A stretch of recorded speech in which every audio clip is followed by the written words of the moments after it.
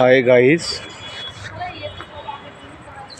সমস্ত বন্ধুদেরকে জানাই গজালক্ষ্মীর পূজার প্রীতি ও শুভেচ্ছা অভিনন্দন। আজ দেখুন দামোদর ব্রিজে নিচে আমি আছি এবং জল অনেকটাই বসে গেছে। তো আমরা দেখেছি বা প্রত্যক্ষ আমরা সাক্ষী হলাম যে আজ সোশ্যাল মিডিয়া সমস্ত বন্ধুরা আমরা যে তীব্রতমভাবে যে গর্জন করে উঠেছিলাম বা তীব্রতমভাবে যে নিন্দা করছিলাম, হঠাৎ করে যে জল ছেড়ে দেওয়ার জন্য, হঠাৎ করে যে একটা চক্রান্ত করে যে বাংলাকে বানভাসী করে দেওয়ার জন্য যে প্রচেষ্টা করেছিল, তা আমরা সোশ্যাল মিডিয়ায় সমস্ত বন্ধুদের সে গর্জে ওঠার পরিপ্রেক্ষিতেই আজ স্তব্ধ হয়ে গেছে। এবার কিন্তু ডিবিসি তার কর্তৃপক্ষ তার নিজের খামখেয়ালিপনা আর করতে পারবে না। সে বুঝে গেছে যে সোশ্যাল মিডিয়ায় এমন একটা মিডিয়া যা মানুষের দুর্নীতিকে স্তব্ধ করে দিতে পারে। তাই অল ফ্রেন্ডসদের বলছি, এইভাবে করে একের ওপরে সাপোর্ট রেখে এবং তীব্রতমভাবে গর্জে উঠুন এবং প্রতিবাদ করুন এবং নিন্দা করুন। সবটাই কিন্তু হচ্ছে রাজনীতিক একটা পরিকল্পনা ছিল, যা সেন্ট্রাল গভর্নমেন্ট হারে হারে বুঝতে পেরেছে যে সোশ্যাল মিডিয়ার সমস্ত আজ বন্ধুরা এক হয়ে ঐক্যবদ্ধ হয়ে তীব্রতমভাবে নিন্দা এবং প্রতিবাদ করেছে। তো অল ফ্রেন্ডসদের উদ্দেশ্যে বলছি, এইভাবে করে পাশে থাকুন, একের ওপরে যেটা ন্যায় যেটা অন্যায় তার বিরুদ্ধে রুখে দাঁড়ান, প্রতিবাদ করুন। আজ সোশ্যাল মিডিয়ায় তার চাক্ষুষ প্রমাণ।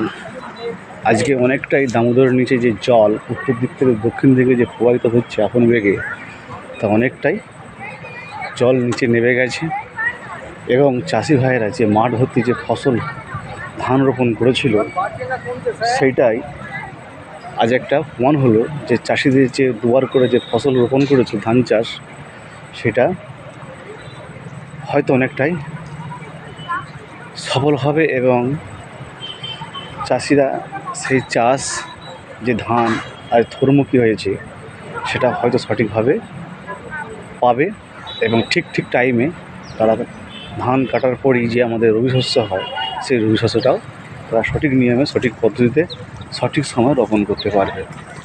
তাই অল ফ্রেন্ডসদের উদ্দেশ্যে বলছি, তো এইভাবে করে সোশ্যাল মিডিয়ায় যদি আমরা একের অপরে হাতে হাত দিয়ে কাঁধে কাঁধ মিলে যদি ঐক্যবদ্ধভাবে তীব্রতমভাবে যে প্রতিবাদ করতে পারি, যে আকস্মিকভাবে হঠাৎ করে যে জল ছেড়ে দেওয়া রাজ্য সরকারকে না জানিয়ে আজ তার একটা প্রমাণ।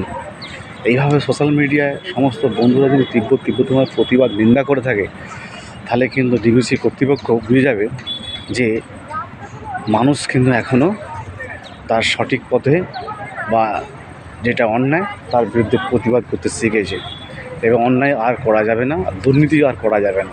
কাজেই সেন্ট্রাল গভর্নমেন্ট হারে হারে বুঝে নিয়েছে, রাজ্য সরকারকে না জানিয়ে যেভাবে হঠাৎ করে যে জল ছেড়ে দিয়েছিল 70,000 কিউসেকের জল, সেই জল অনেকটাই একদম জলের স্তর একদম নিচে নেমে গেছে এবং কোনো জল আজ ছাড়েনি। সম্ভবত মালা খাই এবার জলটা ছাড়বে, পাঞ্চেত মাইথেন যে কোনো দুর্গাপুর ব্যারেজ থেকে হোক, তো ছাড়বে এই আশা আমরা রাখছি। তো অল ফ্রেন্ডসদের বল, সোশ্যাল মিডিয়া এমন একটা মিডিয়া যেটা অন্যায় করতে গেলে 10বার অন্তত ভাব এবং সেন্ট্রাল গভর্নমেন্টের সঙ্গে সরকারের সঙ্গে সেন্ট্রাল গভর্নমেন্ট হবে যৌথ উদ্যোগে একের উপরে আন্ডারস্ট্যান্ডিং করি, তবে সে জল ছাড়তে পারবে ডিবিসি কর্তৃপক্ষ।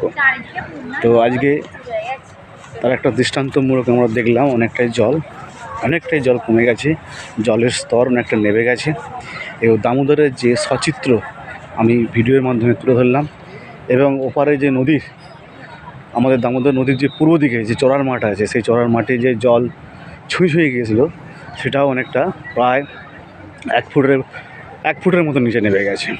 1 ফুটের মতো নিচে নেমে গেছে। এবং আমি যে আছি দামোদর পশ্চিম পাড়ে, তা সেদিক দিয়ে বা সেই নিরিখে আমি বলতে পারি তো এখানেও প্রায় 1 ফুটের মতন জল নিচে নেমে গেছে। যেভাবে আমরা 4-5 তারিখে যে দৃশ্য আমি দেখেছিলাম, আজকে তো 6 তারিখ আমি যে ভিডিওটা আপডেট দিচ্ছি, তো সেই পরিপ্রেক্ষিতে আমি বারবার দৃষ্টি আকর্ষণ করছি সমস্ত অল ফ্রেন্ডসদের আমি বলছি, এই সোশ্যাল মিডিয়া এক হয়ে ঐক্যবদ্ধভাবে তীব্রতভাবে নিন্দা করুন।